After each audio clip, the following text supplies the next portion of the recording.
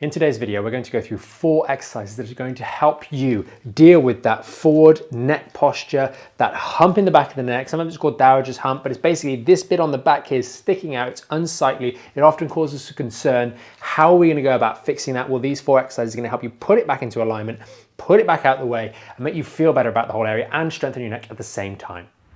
This video is going to be practical, so there's going to be a bit of explanation at the start, and then we're going to go through each of those exercises. So there's going to be timestamps underneath the video, so you can skip ahead to the part that's most relevant to you if you're short of time. Don't forget, we've also got the comment section, so if you've got any questions as the video is going on, feel free to use that section. It's there to help you.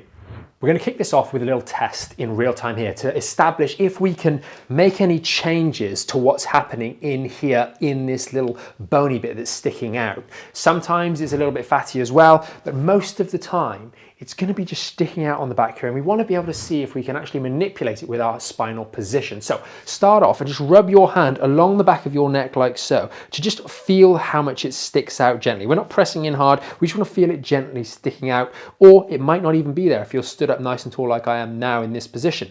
And once we've done that, we're going to then, and look at me from the side here, we're going to then slouch over, push our head forwards, round our shoulders a bit, and then do exactly the same thing and run our hand over that same section where the collar is, where the necklace is. And what you should notice is when we did that movement, that bony section went from maybe being not too bad to really, really sticking out a lot. And if you notice that, that is a really good thing because it shows we can change the degree to which this bony lump is sticking out based on our posture. And then these exercises are going to be really, really relevant for you. For some of you, it might have been sticking out a little bit and then a lot. For others of you, it might not have been sticking out at all when you actually stand up nice and tall and do the test. But when we push forwards, we really can start to feel these things. And often we see it, maybe it's a camera shot from the side that causes it to stick out, or we see that it's there, or maybe we've had some neck pain and all of a sudden we start digging around, and as we push our head forwards, it sticks out and we just know it's not sightly, it's a little bit uncomfortable. We've got a lot of muscles that are attaching on to these little bony bits on the back here that hold our head up in position. So these exercises are going to help you do a few things, and I'll break down what each one of those things are first. Number 1, we had our forward head carriage. So what that's going to be doing is we've got weak muscles on the back of the neck here, we've got a bit of tightness on the front here. So we're going to think about that in a second as we draw our neck back to the right position, restoring and maintaining a normal neutral curve as we do so. That's the first one.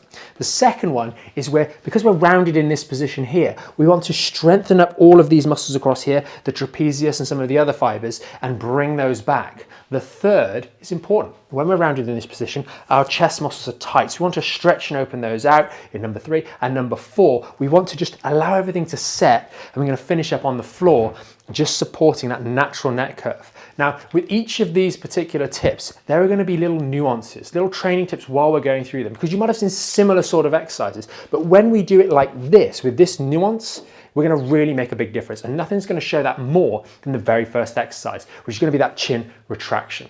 So for this first exercise, we're going to do a chin retraction using a high band and a towel. I'm going to talk about that in a second, but firstly, a lot of people will do the straight chin retraction, pulling the neck back. But the problem with this is if you have a bad alignment of your neck and you pull it back, all you're literally doing is just pulling the whole thing back, and you'll find that that bony bit still sticks out, if not a little bit more. So we want to do this in a way that preserves the normal alignment of our spine, i.e. keeping that neck in a good alignment, whilst also strengthening up the muscles and bringing the head back to the right position.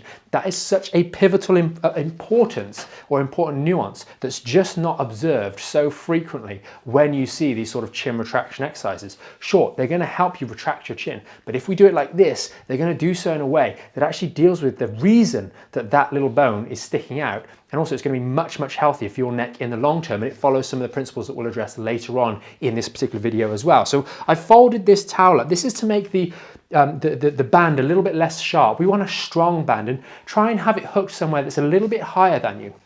We're going to be placing it in the neck here, and if I demonstrate just with the band on the actual spine itself, what we're using the band for is to pull the neck forwards like so. So the band is actually pulling your neck round into the bad position, reinforcing that bad position we did earlier, and then you're going to use your muscles to pull against that band and bring yourself back to a neutral position, standing up nice and tall. That's what the band is going to be doing here, and what we're going to be doing with our reps. So if I demonstrate what that looks like, It's a little bit fiddly, but if you've got this problem, then it's well worth doing to get it right. So just take the cushion here, fold it in, pop it behind and pop yourself into the band in the middle of your neck here. Make sure everything's nice and secure, obviously that goes without saying, right in the middle of the neck, and just take a little step back. And what this is going to allow you to do, you can hold on here for comfort, just to make sure everything's in the right place. And we're going to allow the band now to pull us forward. Do you remember that bad posture we had earlier? And now all we're doing with our head is pulling ourselves back, popping our chest out, holding this position for a moment,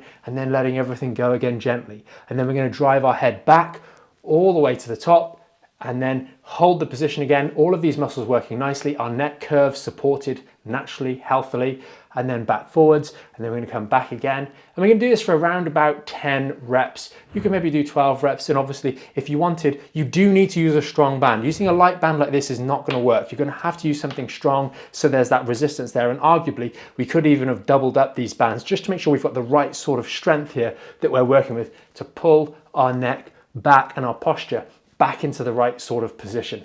That's very important. One final little nuance is this is not a looking up and down exercise. That is doing nothing for the strengthening of my neck. We have to go bad posture, come back up to that good posture. My head isn't pivoting too much at all. Very, very important.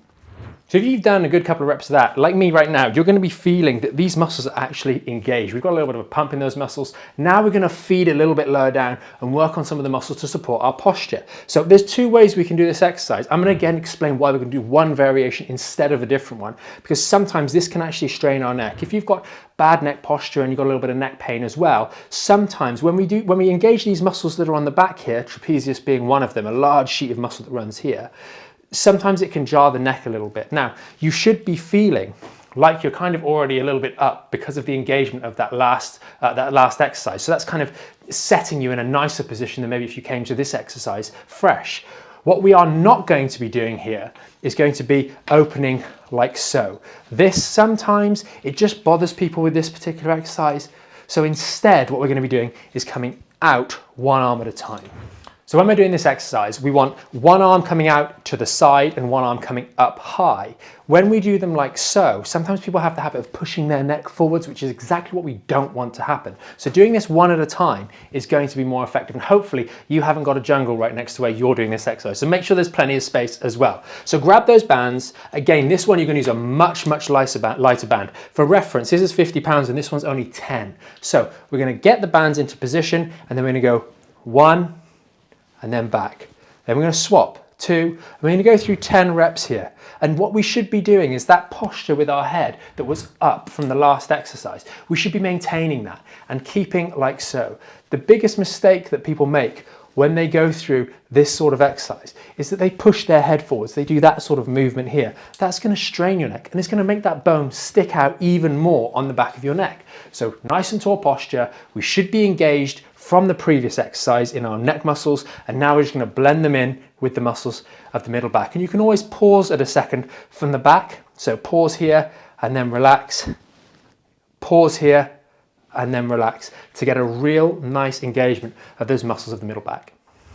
Number 3, we're going to be back using this band again, and here we're going to be stretching. So we've done 2 forms of engagement to engage up the top with the neck in mind, to engage the middle back with the neck posture in mind, and now we're going to grab hold of the band relatively close to the wall. Now you can do this if you want just against the door frame, but actually holding onto the band here works quite nicely, especially if we're using a very strong band here. And all we're going to do is turn away as if we're going to throw a ball or something like that. Let the shoulder stay back, and then just open out that chest as we come round and feel the stretch coming all the way along through the front here. And we're going to hold this stretch for around about 30 seconds. Just really let it open the chest out. Now, one important thing that we want, or 2 important things here, are going to be, firstly, do not let the shoulder jar forwards when we're doing this. That's going to damage the front of your shoulder joint. It's not helpful. So letting the whole shoulder roll backwards is really important. I'm finding personally that actually turning my palm up is helping me get that stretch in a safer way. So maybe you want to try that too, rather than having the hand rotated over as if to look at your watch. So turn the palm up. That can help you open it out. Number two, we don't want to be driving our head forwards again. We want to think that we've got everything engaged from the previous two exercises and keeping up and out, looking up and out. That again, if you run your hand down the back of your neck now, you're going to feel that that neck bone isn't sticking out as much too. So we're going to do 30 seconds on this side, 30 seconds on the other side, twice through. So this fourth and final one is just about getting your neck to set in that position that we discussed earlier with really good posture. So what we're going to do is we're going to have a rolled up towel like I've got earlier. So that same towel we used a little bit earlier on, we're going to roll that up, placing this in the middle of our neck to support our neck curve. We pop ourselves down on the floor and simply slide it down until it hits your neck and then let your head roll back over the top, and we can simply rest our hands in this position. Now, you might find actually having your arms palms up can be a little bit more pleasant, offering a bit of stretching out to the shoulders. But really here, if we've got a sufficient sized towel, we're going to find our neck muscles are a little bit stretched as well, and we're supporting that neck curve so you can feel the upward pressure in the neck or coming from the towel. Our head is tilted up slightly, not tipped all the way over backwards, not like that, but just nice and up in a nice neutral spine. And if we imagine taking ourselves in this position and standing ourselves up, we'd be standing with good posture. Let it set here for about 3 to 5 minutes. Then when we're simply finished, hold your hands onto your head, roll off to the side like so, give yourself a few moments, and then you can pop yourself up. There will be a little video link up in the description on the neck cloud. This is another one that you can use in place. It is something that's rather popular at the moment, and this one just provides, as you can see, a little bit more support. So a great little alternative. Link up in the description to watch the video on the neck cloud. Hopefully you found this video helpful and you're able to incorporate this routine on a daily basis to improve the situation on the back of your neck, reduce the prominence of that bony bit in the spine, and make everything align a little bit better and improve your overall posture as well.